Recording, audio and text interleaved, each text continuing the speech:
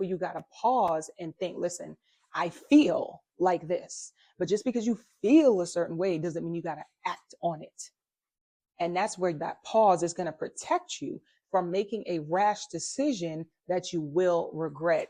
If you go and you try to reach for that relationship because you're lonely, and you try to have sex with that person because you're lonely and you feel lonely, loneliness is not a lifelong feeling. That is a fleeting feeling. But if you have sex with that man and you're not married to him, he could get you pregnant. And don't say, oh, I'm going to use a condom, because condoms aren't 100%.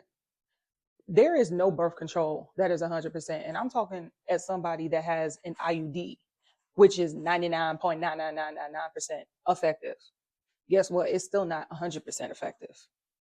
The only effective birth control is abstinence. And so if you decide to sin and you fornicate, first of all, that's a sin. So even if you don't get pregnant, you still sinned against God and there will be consequences.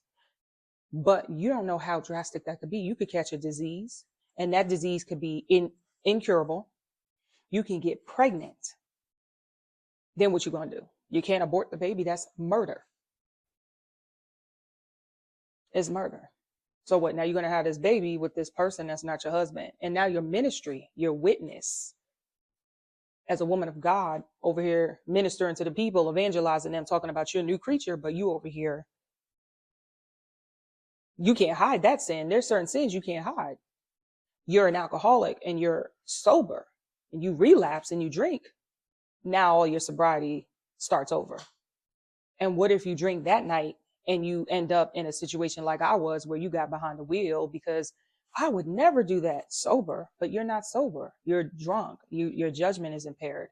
And you get behind the wheel and you get into an accident and you take somebody's life. Now you're going to prison.